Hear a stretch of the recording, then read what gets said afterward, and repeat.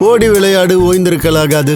அதுக்கு தான் சூப்பர் சரவணா ஸ்டோர்ஸ்ல சம்மருக்கு ஆடைகள் வாங்கும் போது அவுட்டோர் கேம்ஸ் ஃப்ரீ. ஓடு ஆடு விளையாடு. சூப்பர் சரவணா ஸ்டோர்ஸ் சம்மர் கோடையை கொண்டாடலாம். தமிழகத்தை பொறுத்தவரை எல்லா தேர்தல்களிலும் மேற்கு மண்டலம் சூடாகவே இருக்கும். இந்த முறை ரொம்பவே கொதிச்சு போயிருக்கு.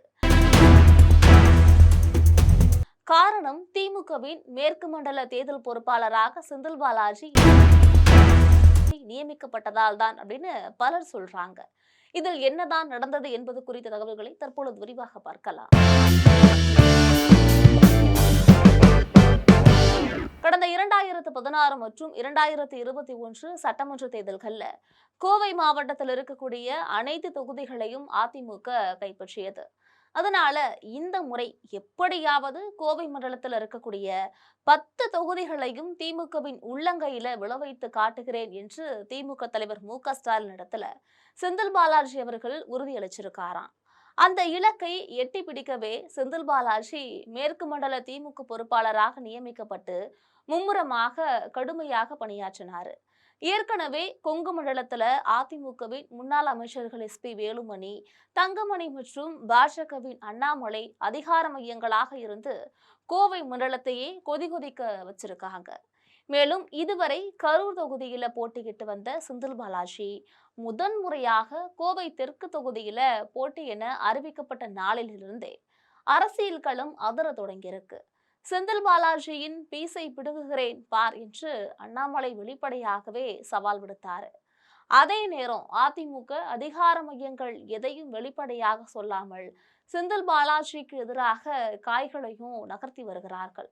நேற்று நடந்த தேர்தல்ல திமுகவின் செந்தில் பாலாஜி, அதிமுகவின் வேலுமணி ஆகியோரிடையே அதிகார போட்டி உச்சக்கட்டத்தை எட்டியது. கோவை தெற்கு தொகுதியில போட்டியிடக்கூடிய செந்தில் பாலாஜி வாக்காளர்களுக்கு பணம் கொடுப்பதாக கூறி அதிமுகவினர் பல இடங்கள்ல போராட்டத்துல இறங்கினாங்க. அவங்க சராசரியாக ஒரு வாக்கிற்கு 5000 ரூபாய் பட்டுவாடா செய்வதாக கூறி அதிமுகவினர் மாவட்ட தேர்தல் அதிகாரியிடம் புகாரும் கொடுத்திருந்தாங்க.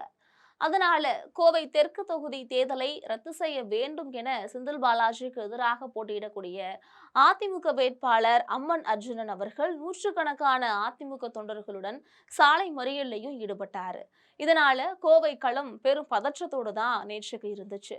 இந்த நிலையில கோவை தெற்கு தொகுதி வேட்பாளர் செந்தில் பாலாஜி தன்னுடைய தொகுதியில ஓட்டு போடவில்லை என்று தகவல் திமுகவினரிடையே சலசலப்பையும் ஏற்படுத்தியது. தேர்தல் தினமான நேற்றைக்கு தன்னுடைய சொந்த தொகுதியான கரூரில் ஓட்டு போட்டுட்டு கோவைக்கு வந்து விடுவார் என்று திமுகவினர் சொன்னார்கள். ஆனால் அவர் ஓட்டு போட கரூருக்கே போகாமல் கோவையிலேயே இருந்திருக்காரு. இதற்கான காரணம் தான் ஹைலைட். இது தொடர்பாக திமுக நிர்வாகிகள் என்ன சொல்றாங்க அப்படின்னா, கோவை தெற்கு தொகுதியில் அதிமுகவினருக்கு தோல்வி பயம் வந்து விட்டது. அதனால கடந்த சில நாட்களாக பிரச்சனையில் ஈடுபட்டு வருகிறார்கள். வாக்குப்பதிவு நாளிலும் அவர்கள் இங்கு பிரச்சனை செய்ய திட்டமிட்டிருக்காங்க. அதை சமாளிப்பதற்காகத்தான் செந்தில் பாலாஜி கோவையிலேயே இருந்து விட்டாராம். மேலும் அவர் வெளியூர் வேட்பாளர் என்கின்ற விமர்சனத்தையும் அதிமுகவினர் கிளப்பி விட்டிருக்காங்க. அதை தகர்க்கக்கூடிய வகையில தேர்தலின் போது கரூருக்கு போய் ஓட்டு போடவில்லை என்கின்றனர். தமிழ்நாட்டு தேர்தல் முடிவை பொறுத்தவரை தேசிய அளவில் எதிர்பார்க்கப்படும் ஒன்றாக இருக்கு. முதலமைச்சர் ஸ்டாலின் தமிழ்நாட்டிற்கும் டெல்லிக்கும் இடையே நடக்கும் வார் என்று ரொம்ப வெளிப்படையாக திரும்ப சொல்லி வருகிறார். ஒன்றிய பாஜக அரசும் தமிழ்நாட்டில் எப்படியாவது எந்த ரூபத்திலாவது கால்பதித்து ஆட்சியை பிடிக்க வேண்டும் என்ற திட்டத்தோடு பல்வேறு யுக்திகளோடு செயல்பட்டு வருகிறது. கோவை மண்டலம் யாருக்கு கிடைக்கும் என்பதும் கூட இதை தீர்மானிக்கக்கூடிய சக்திதான் என்று சொல்கின்றனர் அரசியல் வல்லுநர்கள். பார்ப்போம், இன்னும் 10 நாட்கள்ல எல்லாவற்றிற்கும் முடிவு தெரிந்துவிடும். இது பற்றி உங்களுடைய கருத்துக்களை மறக்காமல் கமெண்டில் பதிவிடுங்கள்.